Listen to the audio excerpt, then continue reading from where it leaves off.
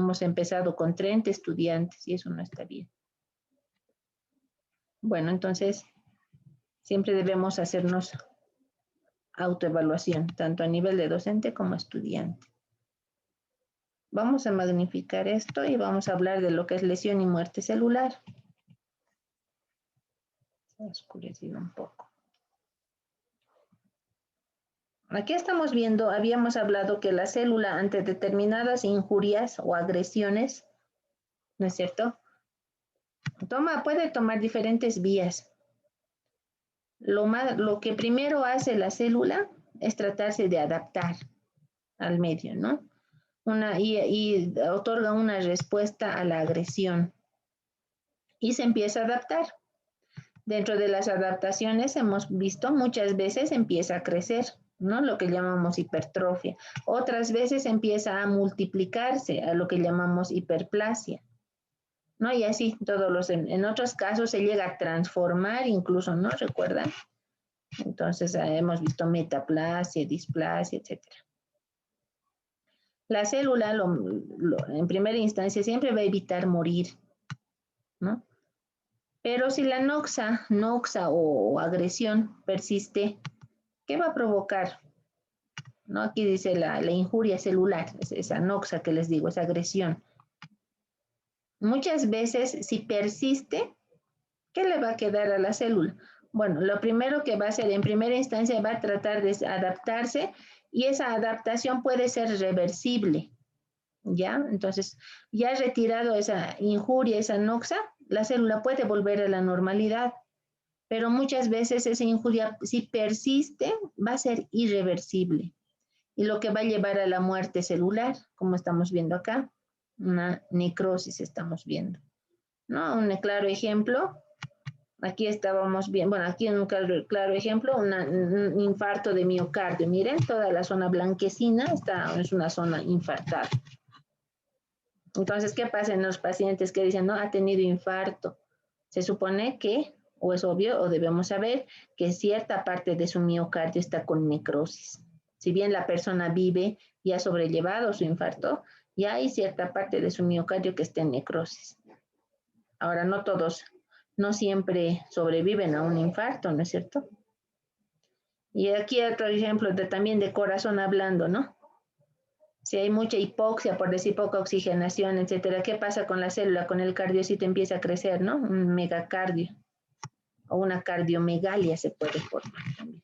Pero como les dije, si la injuria se retira, ya va a ser pues reversible y puede volver a la normalidad.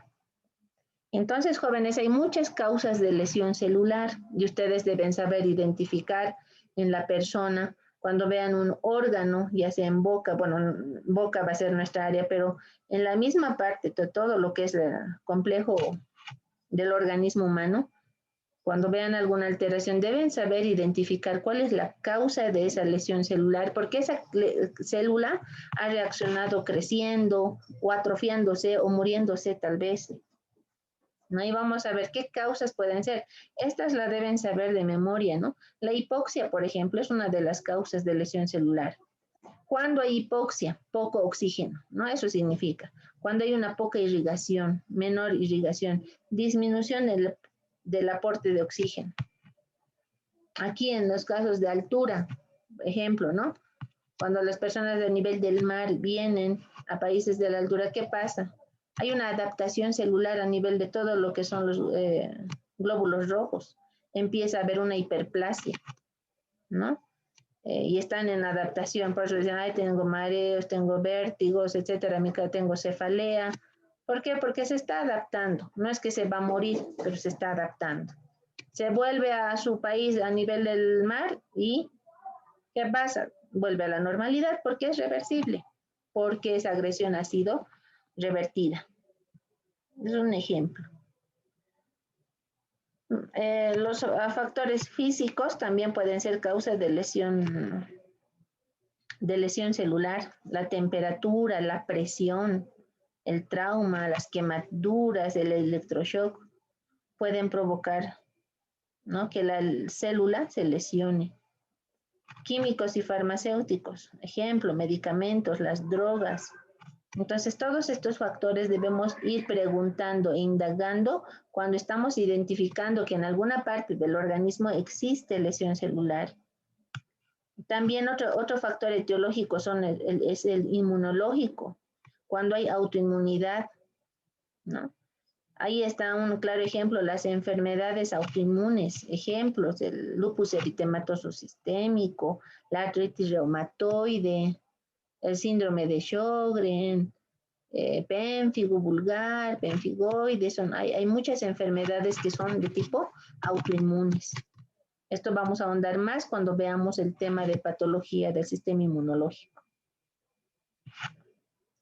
Agentes infecciosos, cuando hablamos de agentes infecciosos, no solo virus, ¿no? Bueno, aquí ejemplo puse virus, pueden provocar verrugas, pueden provocar papilomas, pero también agentes infecciosos hablamos de bacterias, ¿no? Pueden provocar abscesos, necrosis de tipo purulenta, los hongos pueden provocar candidiasis, infecciones micóticas, etcétera. Entonces, todos los microorganismos están en agentes infecciosos.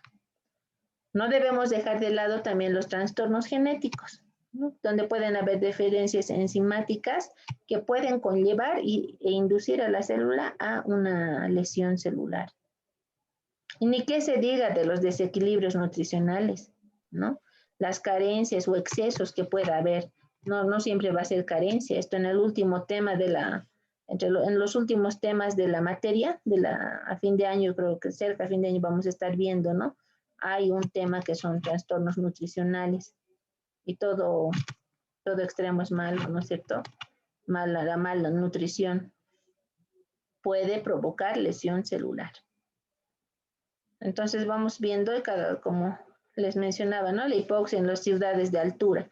Nosotros no es que estemos patológicos, nosotros ya estamos adaptados, vivimos en una adaptación por la misma altura, ¿no? Nuestro organismo, nuestra misma médula ósea produce mayor cantidad de glóbulos rojos como mecanismo de adaptación.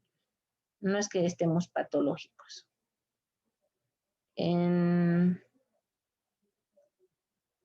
Ahora, si persiste y es muy severa la hipoxia, también puede llegar a conducir a la muerte a la persona.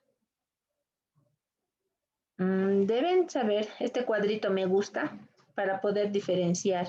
Miren lo que dice, ¿no? La reducción del flujo sanguíneo hacia un tejido, esto que se llama isquemia, es la causa más frecuente de lesión celular aguda. Muchas veces nosotros podemos provocar isquemia. Ya a eso me voy. Hipoxia es la disminución del oxígeno. Entonces, alguna vez escuchaba a los estudiantes como que lo manejan como sinónimo. Hipoxia e isquemia no es lo mismo. Entonces, diferencien. La hipoxia es la disminución de oxígeno. La isquemia es la disminución del flujo sanguíneo, ¿no? En la hipoxia, la hipoxia es una causa común de lesión y muerte celular. Puede ser resultado de una oxigenación inadecuada, por ejemplo, la neumonía, en cuadros de fibrosis pulmonar, por ejemplo, ¿no? En casos de tuberculosis, donde el mismo parénquima pulmonar se fibrosa o se infecta, etcétera, disminuye la barrera aire-sangre, entonces va a haber cuadros hipóxicos. La hipoxia interfiere en la respiración oxidativa aerobia. Claro, porque ustedes ya conocen la vía de la respiración celular. Entre las primeras clases les mencionaba, ¿no? En la parte práctica, la célula respira vía aerobia o anaerobia, ¿no? En base a oxígeno o en base a glucosa. Entonces, si estamos hablando de hipoxia, entonces es la vía aerobia. La glucólisis, aquí dice, ¿no? La glucólisis anaerobia se mantiene. En la hipoxia sí. Cuando la célula no encuentra suficiente oxígeno, ¿qué le queda? No puede continuar respirando mediante su vía aerobia, tiene que cambiar de vía, opta por la vía anaerobia.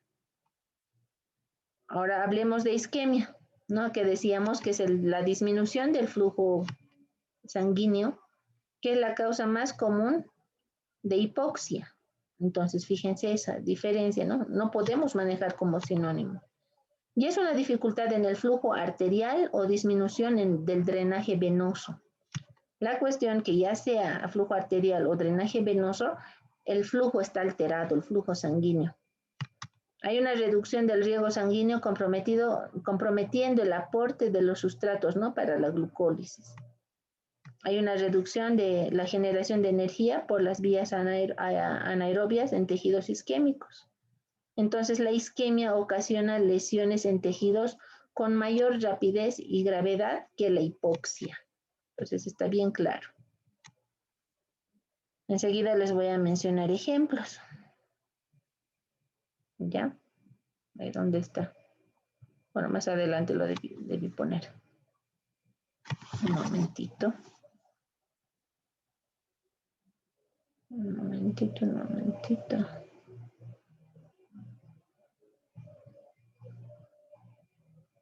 Se me movió.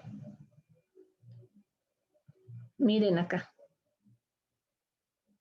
Lesión celular isquemia, ya que estamos hablando de isquemia, ¿no? La isquemia es la causa más importante de un tipo de necrosis. Enseguida vamos a hablar de necrosis, es de muerte celular, de coagulación. Ya todos los efectos de la lesión isquémica son reversibles si la isquemia dura poco, pero si dura mucho ya va a ser irreversible. Miren acá lo que les decía, ¿no? En casos de nosotros podemos provocar cuadros de isquemia cuando abusamos de la anestesia. No, un ejemplo, si no sabemos diagnosticar y mi paciente está bajo un cuadro periodontal, ¿no es cierto? Un diagnóstico periodontal, muchas veces la anestesia no agarra bien y quieren hacer exodoncia. Entonces, no va a ceder porque tienes que primero tienes que bajar la inflamación que en el ligamento periodontal, porque la dilatación de los vasos sanguíneos, esa inflamación que está habiendo en lo que es el tejido conectivo del ligamento periodontal impide que el anestésico se absorba. Entonces no llega a las terminaciones nerviosas el anestésico, por lo tanto el paciente te va a seguir diciendo me duele. Y muchas veces bajo ese cuadro, ese contexto, el odontólogo abusa del anestésico.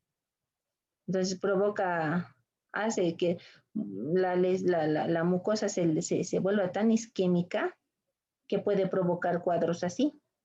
Miren, aquí qué ha pasado, por el abuso de anestésico se puede llegar a necrosar. Esto se llama cialometaplasia necrotizante, ¿no? Que ya se necrosa la mucosa e incluso se puede llegar a necrosar hueso, ¿no? Eso ya en patología estomatológica en tercer año van a ver. Bueno, eso quería compartirles hablando de isquemia. Y vamos a volver a donde estábamos. Otro factor causal, como decíamos, es el físico, ¿no? Traumas, bueno, de esto no vamos a hablar mucho, ¿no? Cualquier tipo de trauma, las prótesis mal adaptadas, ¿no? Las contusiones, las heridas, las fracturas, puede provocar, ¿qué? Lesión celular. Agentes químicos, como decíamos, ¿no? Las drogas, los fármacos, el alcohol, los venenos, las reacciones inmunológicas, les mencioné varias enfermedades autoinmunes, ¿no? No siempre enfermedades autoinmunes, miren la reacción anafiláctica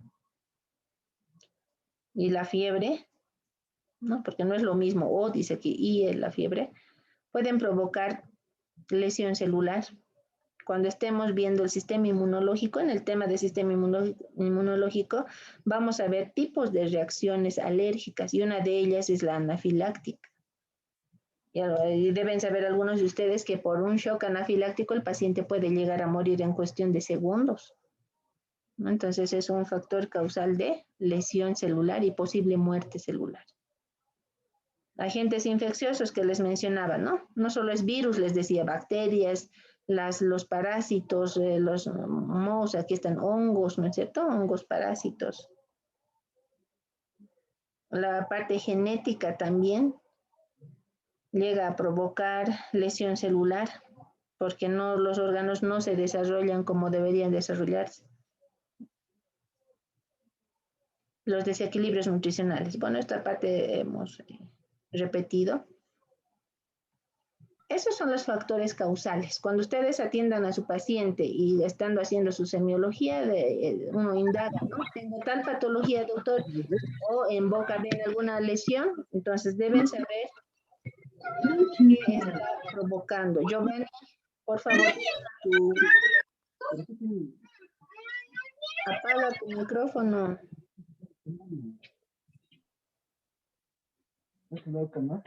Giovanni Ramos. Giovanni. Llámenle, por favor, sus compañeros que apague su celular o que se retire de la clase teórica. Porque o expone él o expongo yo.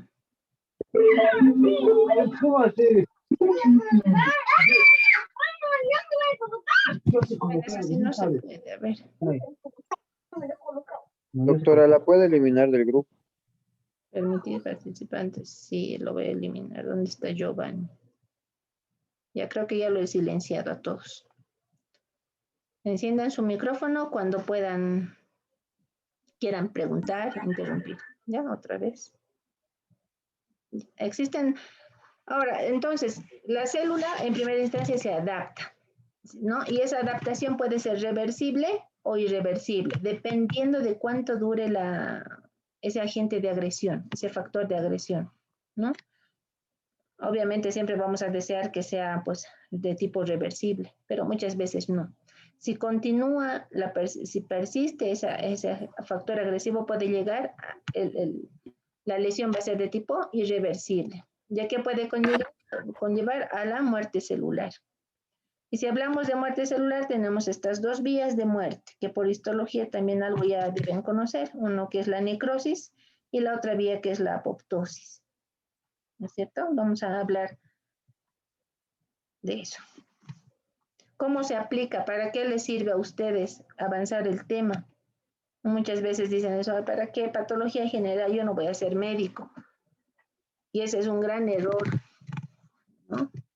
Si quieren ser muy objetivos y decir en qué les va a servir en la parte estomatológica, aquí, por ejemplo, les menciono. En esta boquita, ¿habrá muerte celular? ¿Qué dicen, sí o no?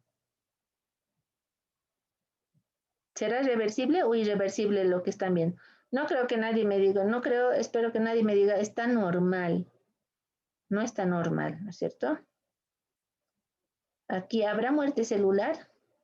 ¿Alguien que encienda su micrófono? Giovanni. Sí, doctora. Sí, doctora. Y ahora algo más. ¿Será reversible o irreversible lo que están viendo en las encías? ¿Qué dicen? Irreversible, doctora. Es decir, ¿se va a quedar sin encías? Reversible. Reversible. A mí te imita, estamos.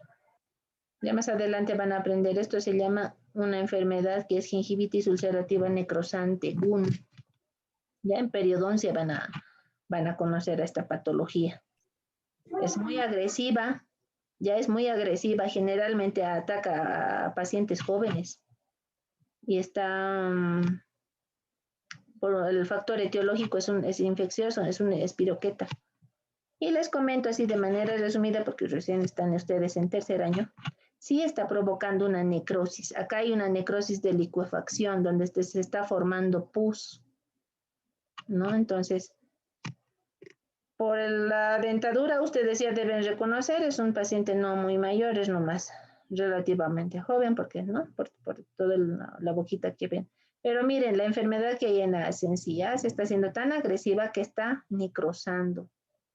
Y lamentablemente esa necrosis, bueno, va a ser irreversible. Cuando ya hablamos de muerte, jóvenes, nunca una muerte va a ser irreversible, porque las células, igual que nosotros, no resucitamos, no va a resucitar. Entonces, esta necrosis va a ser reversible, no puede ser reversible porque aquí ya hay necrosis, por lo menos en las zonas que están viendo afectadas. Aquí hablar de este tejido que estoy marcando, ahí es otra cosa. Acá la encía puede estar en parámetros de normalidad. Las que están en estas zonas con grados de inflamación pueden revertir porque no han muerto todavía. Pero estas que están aquí, esta encía papilar que debería estar acá, que ya no vemos encía papilar, miren acá ya no hay encía papilar. ¿Va a revertir? No, no va a revertir. Esta enfermedad es así.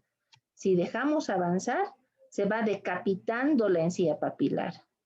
Ya, pero lo podemos sacar al paciente, dirán, de ese cuadro patológico. Sí, va a salir, puede ser revertible con un buen tratamiento, va a ceder, pero su encía se va a adaptar solamente ahí.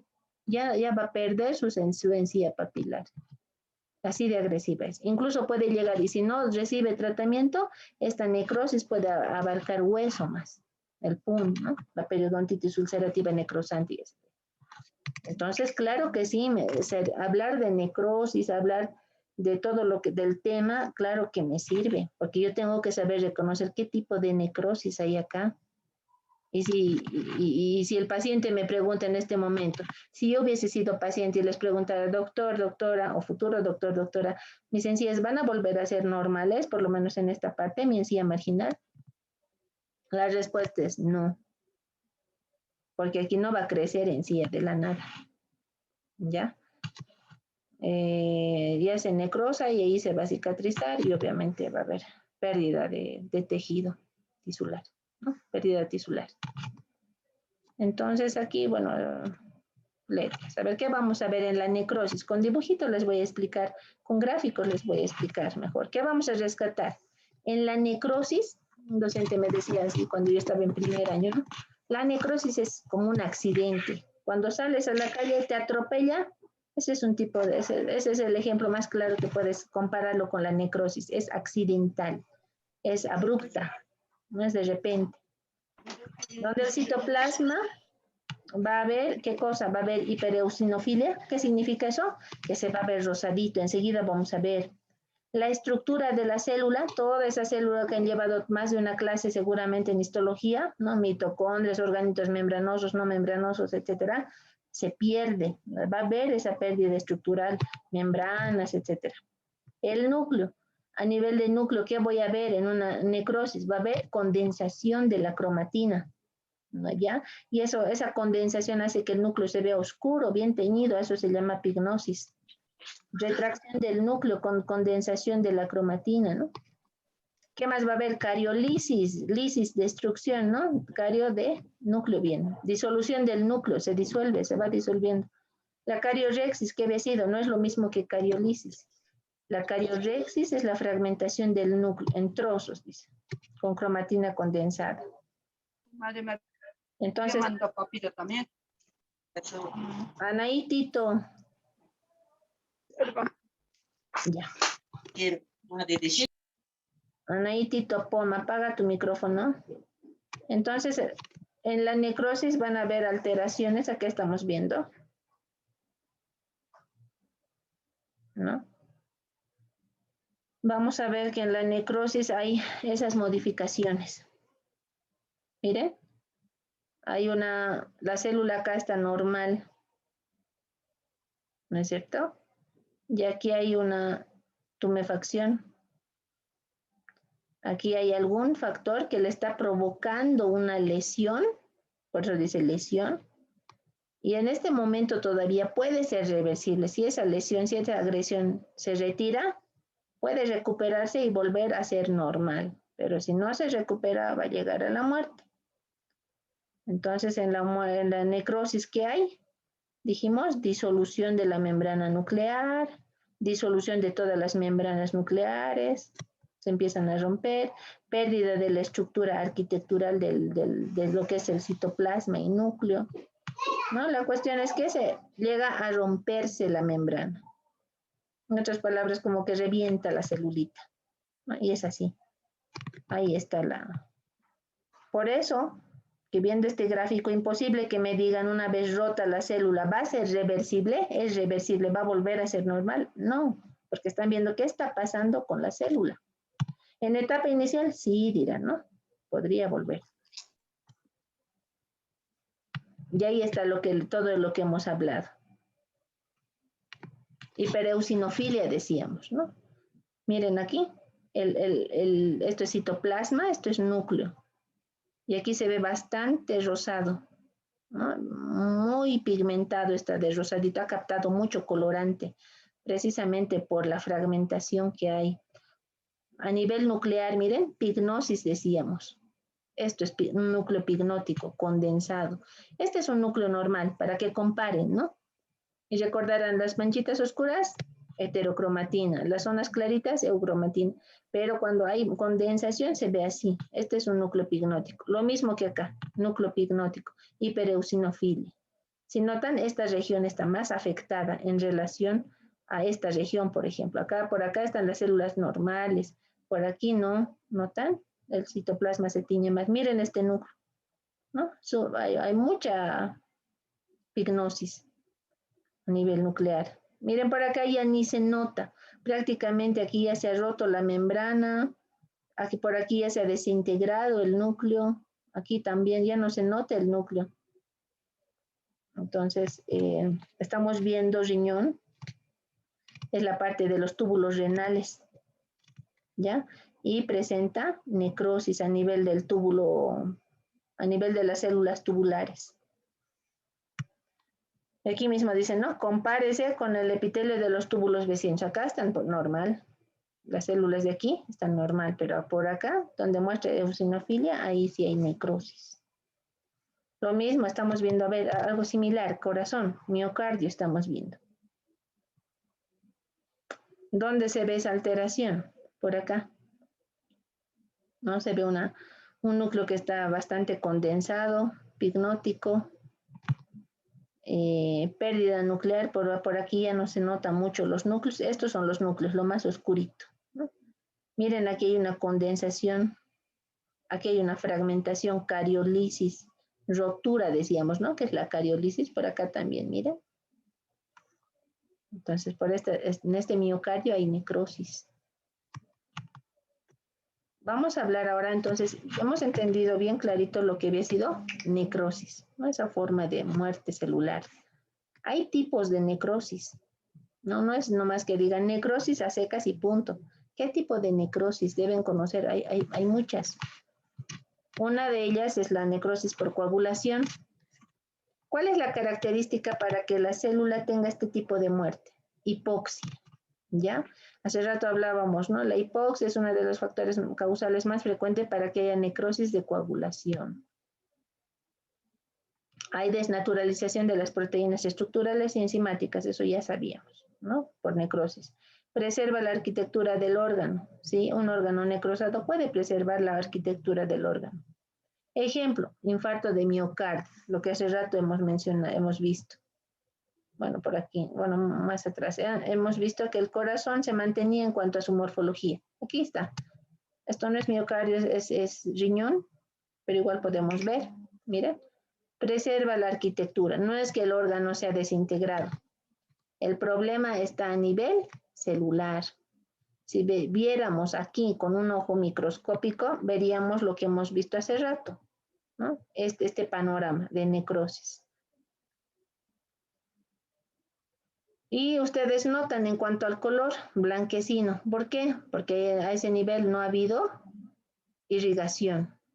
Ha habido hipoxia por la falta de irrigación y por eso es que esa región tisular se ha muerto.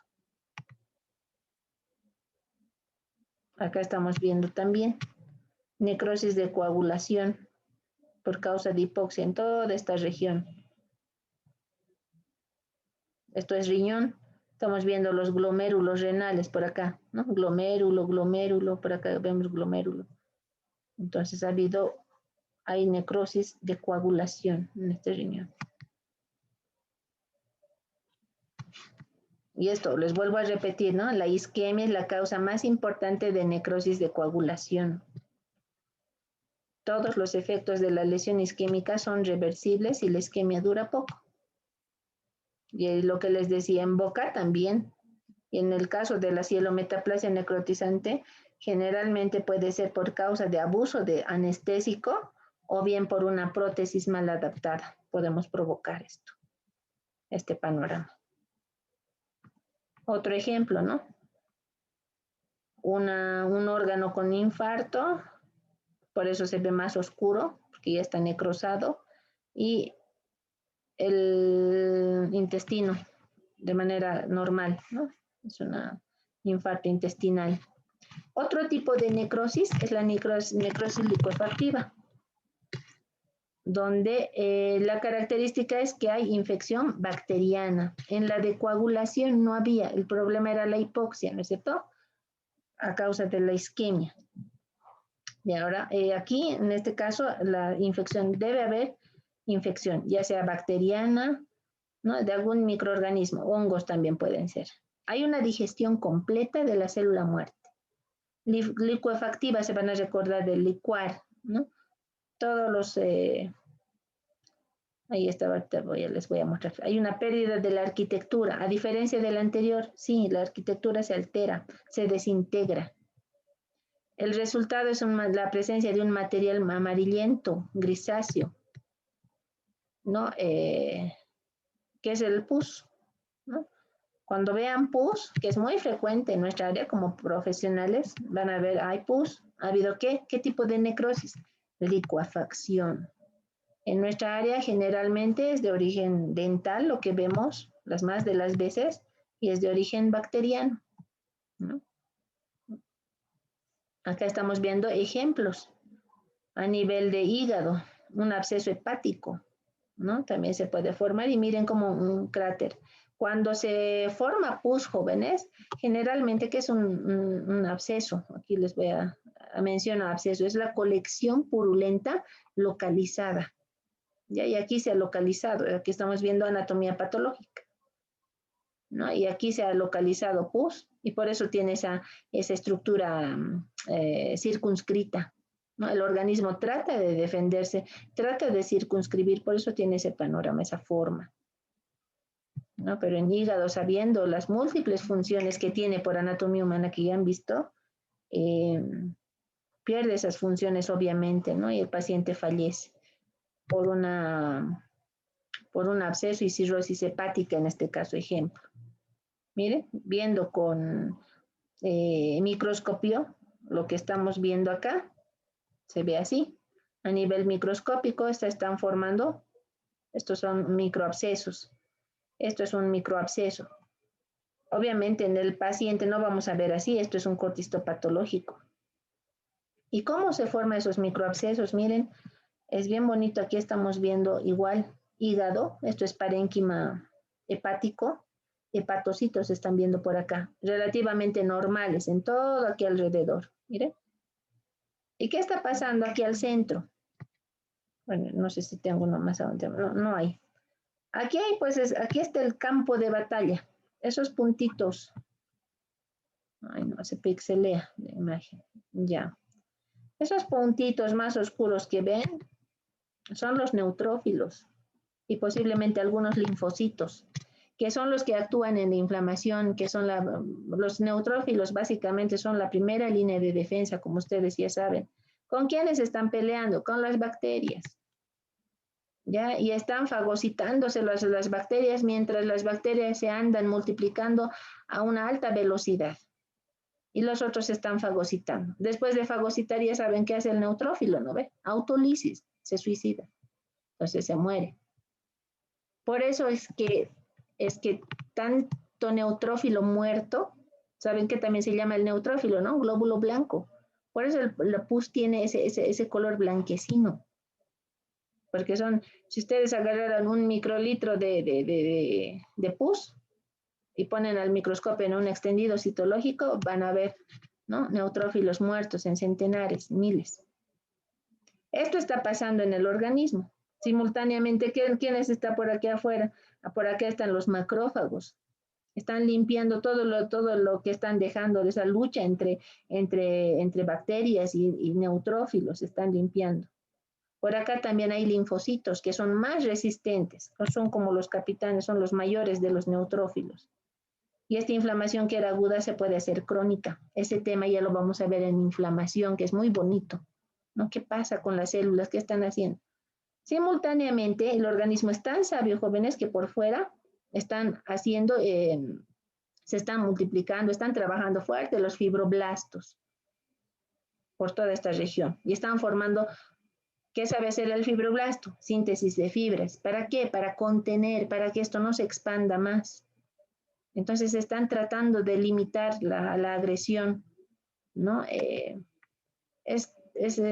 organismo realmente es toda una orquesta bien sincrónica para cómo va a limitar la agresión, ¿no? Y eso lo vamos a completar, el conocimiento en el tema de inflamación, que es un tema muy bonito, diferenciar inflamación aguda, crónica, tipos de inflamación aguda. Bueno, la cuestión es que quería mostrarles lo que es necrosis. Esta parte del centro hay pus y aquí hay necrosis. Acá ven hepatocitos, los cordones de hepatocitos, como se ven por acá, no. Por eso dice pérdida de estructura, ya no se puede ver. Esto va a ser reversible, puede que el hígado siga funcionando, pero esta región va a llegar a necrosarse. Si el organismo gana, ¿qué va a pasar? Se va a reparar. ¿Con qué? Con tejido fibroso. Es decir, los fibroblastos van a empezar a invadir, esto se va a reducir y toda esta región va a ser fibrosada con fibras colágenas. Pero si va a ser para mal, ¿no? Esto se va a expandir y puede que el paciente muera por toda una necrosis en hígado. Y en la parte bucal también es muy frecuente ver abscesos. Aquí está uno pequeñito, van a ver tremendos abscesos, el paciente viene muchas veces. Y aquí estamos viendo la secreción de pus, lo mismo. Hay degeneración. Otro tipo de necrosis es la necrosis gangrenosa, que cuando hablamos de gangrena, hablamos de gangrenas secas, gangrena húmeda, puede haber también un patrón mixto donde sea seca y húmeda, ¿ya? El significado es clínico quirúrgico. A la gangrena nosotros le identificamos más que todo por el olor, es un olor muy pútrido, es uno de los tipos de necrosis más pútridos y con un olor muy fétido. Un ejemplo sistémico podemos hablar del pie diabético. Las personas con diabetes no controladas, ¿qué pasa por una de las manifestaciones de esta enfermedad es el pie diabético, ¿no es cierto? Generalmente a nivel del dedo pulgar inicia, se empieza a necrosar. Se empieza a necrosar, puede progresar esa necrosis y como el tejido está con necrosis, no hay vascularización, hay muerte celular, se empieza a infectar, se empieza a gangrenar.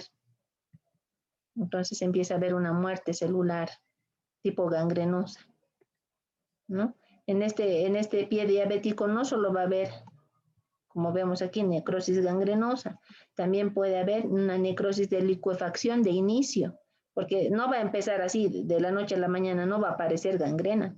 Tiene que iniciarse por una necrosis de coagulación, falta de irrigación, ¿no es cierto? Se continuará con una necrosis de licuefacción y posteriormente ya una gangrena.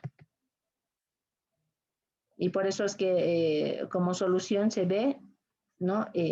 La amputación. Muchas veces dedos solamente amputan y otras veces donde progresa más la enfermedad, la necrosis, ya se amputa toda la pierna. Hablando de la parte odontológica también, nosotros vemos mucho gangrena de la pulpa dental, ¿no? No estoy en la parte estomatológica, pero ya en tercer año van a ver y van a aprender a reconocer como un paciente con gangrena pulpar, el olor pútrido es muy marcado. Van a decir, no, tiene gangrena pulpar. Generalmente, ¿en quién se nota?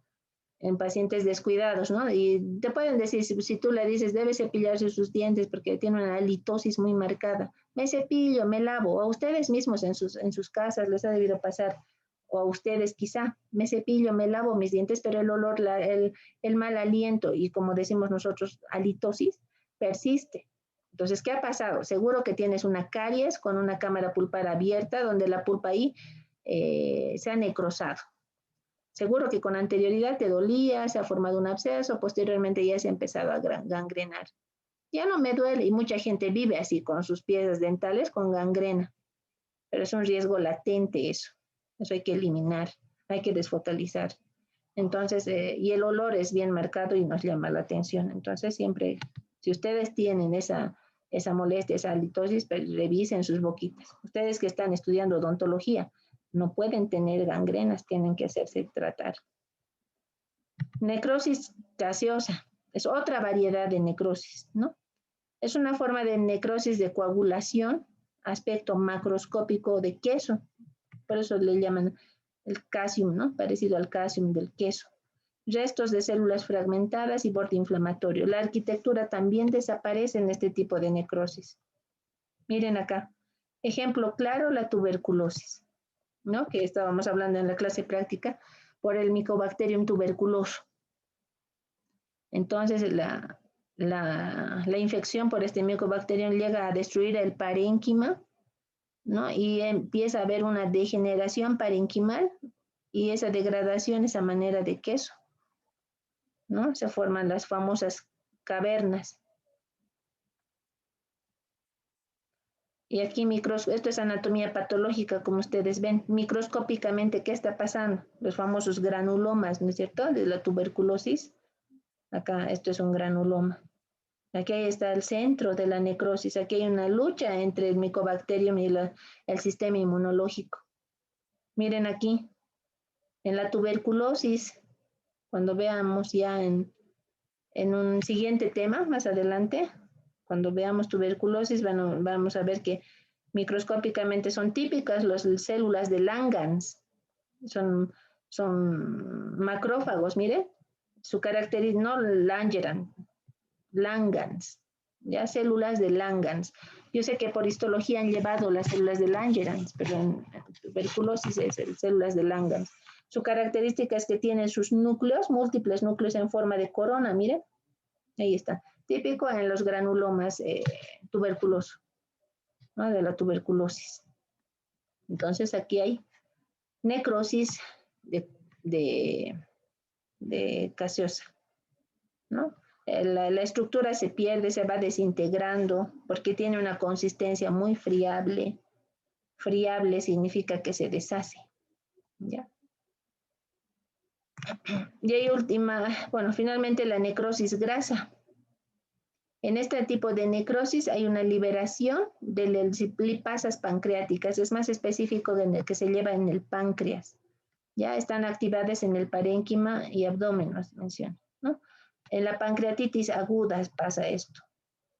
El ácido graso más calcio le da esa apariencia y forma ese color blanco calcáreo, ¿no? Histopatológicamente las células grasas necróticas, las células grasas se necrosan y generan una reacción inflamatoria. Y eso es lo típico que se ve, como les decía, en la pancreatitis aguda. En el páncreas estamos viendo áreas de necrosis grasa, ¿no? Y se forma ese color blanco calcáreo, dicen, ¿no? Que por acá estamos viendo, por anatomía patológica ya se puede observar. Miren. Microscópicamente, ¿cómo se ve? Hay una desintegración, una lisis, una pérdida de la estructura celular, nuclear. Aquí ya no se notan nada de páncreas exócrino, páncreas endocrino, ¿recuerdan? Los acinos pancreáticos. Si por histología les mostrara este panorama, imposible que me digan, no, esto es páncreas. Porque aquí han dejado vacuolas donde había grasa, aquí no se observa nada de los acinos pancreáticos. Islotes de Langerhans tampoco, ¿no? Hay una completa necrosis grasa que ha invadido en páncreas.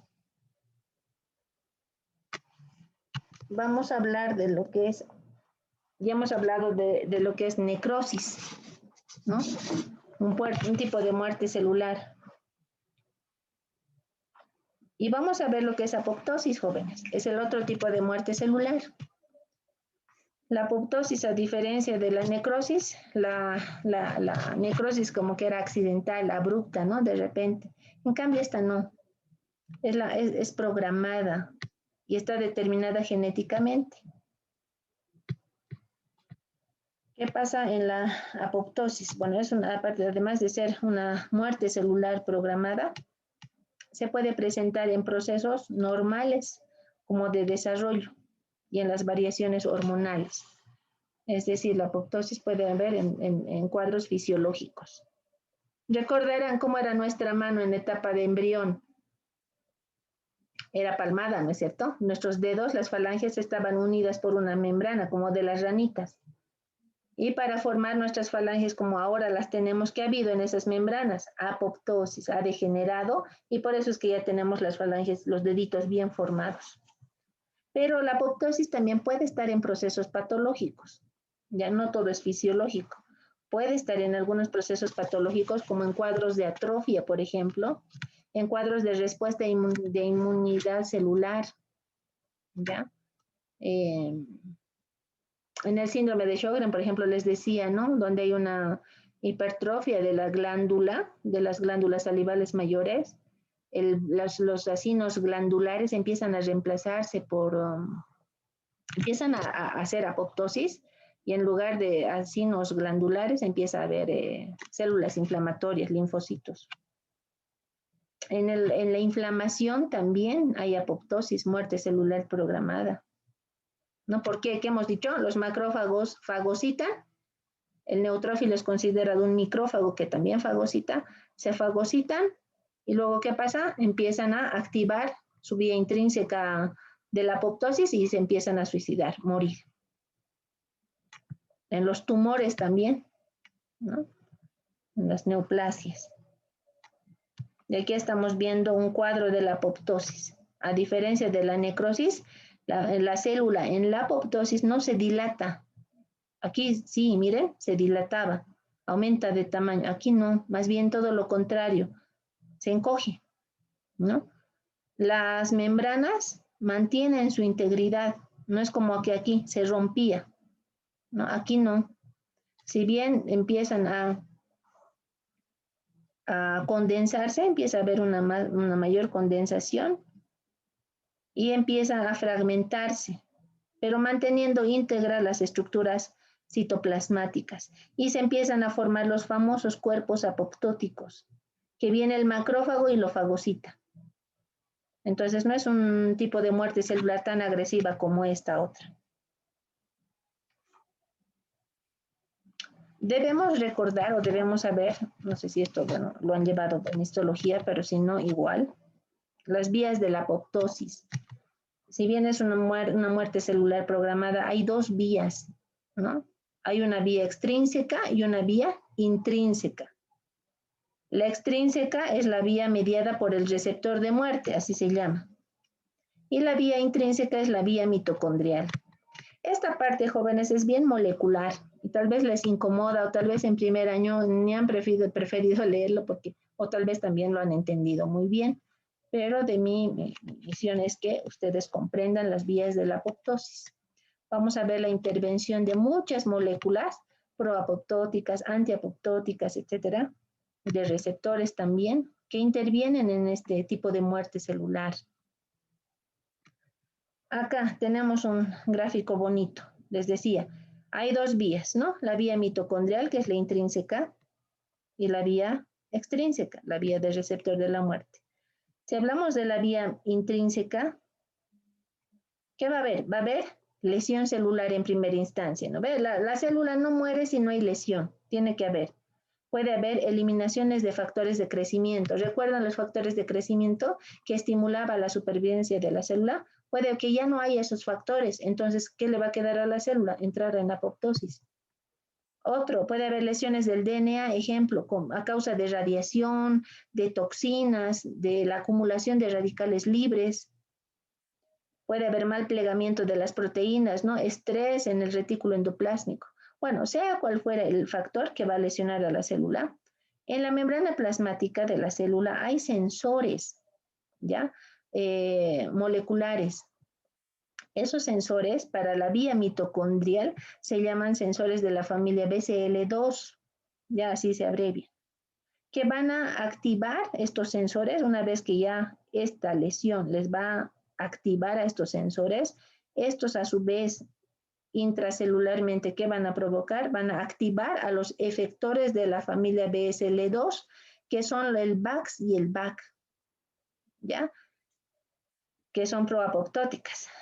Entonces, estas moléculas proapoptóticas, ¿qué van a hacer? Van a estimular a la mitocondria, a la membrana mitocondrial, tanto externa como interna. ¿Y qué va a pasar? En la mitocondria se va a empezar a generar poros. ¿Para qué? Recuerdan que hay en la matriz mitocondrial, por histología, una de las proteínas, ¿no? que resguarda mucho la mitocondria, porque si salen se puede morir. Es el citocromo C. Como estas proteínas, estas moléculas proapoptóticas activan o llegan a la mitocondria, generan poros, les decía, ¿no ve? Generan la fusión de la membrana externa con la membrana interna de la mitocondria y a través de esos poros sale el citocromo C y otras proteínas proapoptóticas. Este citocromo C no debería salir en estado normal, no tiene que salir, porque si sale, no, pues ya va a inducir a la muerte celular, ¿no? Entonces, ¿a quiénes va a activar? A unas enzimas que se llaman las caspasas iniciadoras, ¿ya? Y esas caspasas iniciadoras van a activar a otras proteínas que se llaman enzimas, perdón, que son las caspasas ejecutoras de la muerte celular. Van a activar a nivel de núcleo a las endonucleasas. Y esas endonucleasas que van a hacer que el DNA se empiece a fragmentar. Por lo tanto, esa fragmentación, ¿en qué va a incurrir? En la desintegración de la membrana nuclear y se va a empezar a condensar el núcleo y se van a empezar a formar los cuerpos apoptóticos, ¿no? Y así se van a formar y luego viene el fagocito, el macrófago y se lo fagocita. Esa es la vía mitocondrial intrínseca. Otra vía es la vía extrínseca, que para que se active esta vía, en la membrana plasmática saben que hay proteínas, ¿no? Una de esas proteínas son los receptores de la vía de la muerte, ¿ya? Entonces, esos receptores tienen que ser activados, los receptores FAS, se los llama así. Los más comunes son los receptores FAS. También hay receptores de factores de necrosis tumoral, pero los más frecuentes son los FAS. Entonces, hay esa interacción del receptor y el factor que va a agredir, ¿no? Estas proteínas transmembranales son unas proteínas adaptadoras que cuando está activada, se activan por la parte externa, extracelular diríamos, transmite a la parte del citosol y van a empezar a activar a las caspasas iniciadoras también, ¿ya? Y una vez activadas las caspasas iniciadoras, ¿a quiénes van a activar? A las caspasas ejecutoras de la muerte. Y llegamos a lo mismo.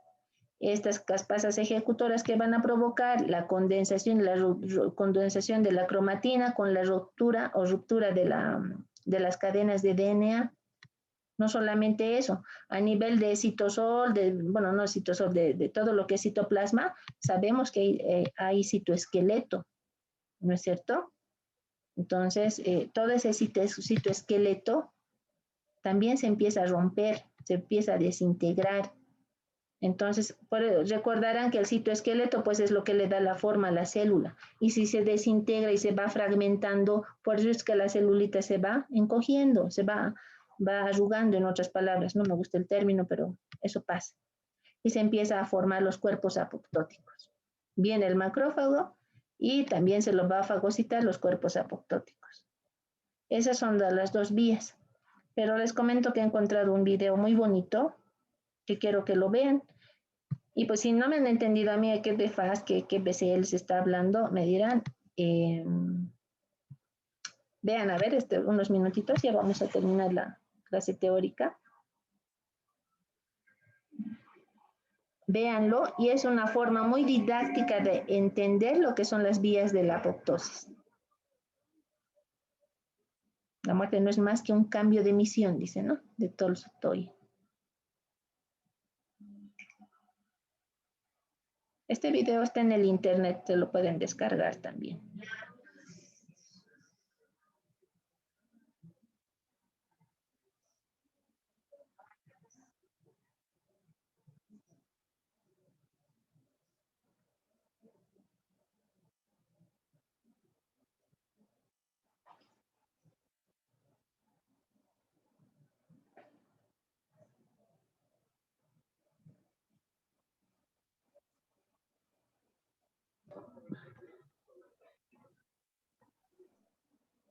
Ve, con imágenes se entiende mucho mejor. Ahí está, un leucocito.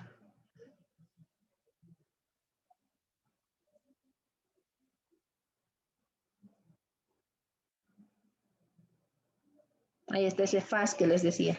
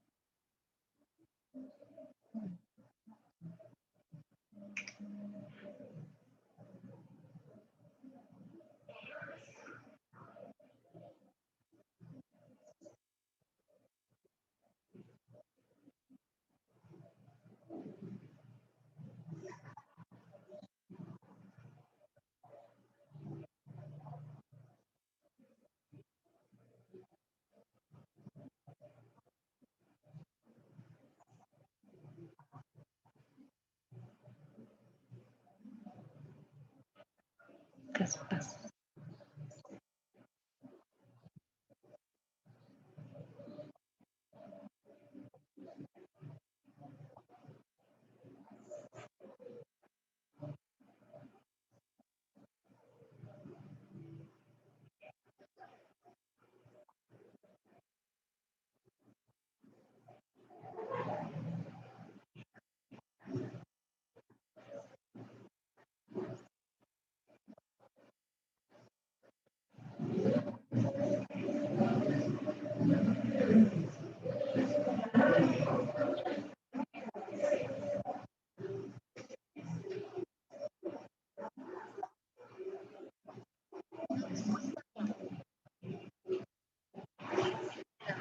Esa ya es la vía intrínseca.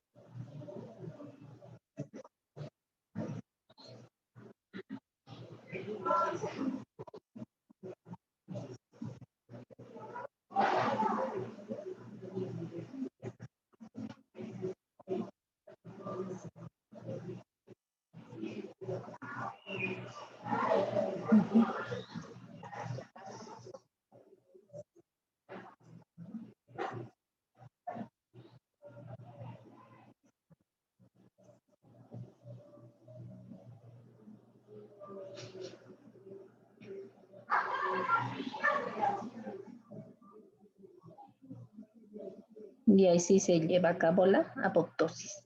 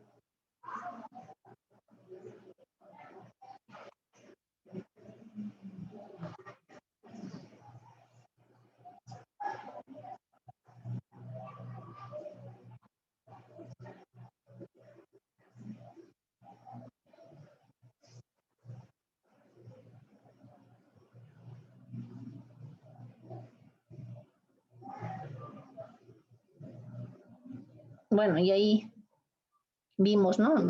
Me ha gustado mucho el video, por eso es que se los he compartido, porque ver así y entender es otra cosa. Ustedes lo han visto en imagen y la verdad ese video muy didáctico, ¿no? Entiende todo, nos habla de todo, cómo se activan las proteínas, cómo tiene su polo externo, polo interno, ¿no? Todo lo que les he hablado hace rato lo han visto ya en dinámica.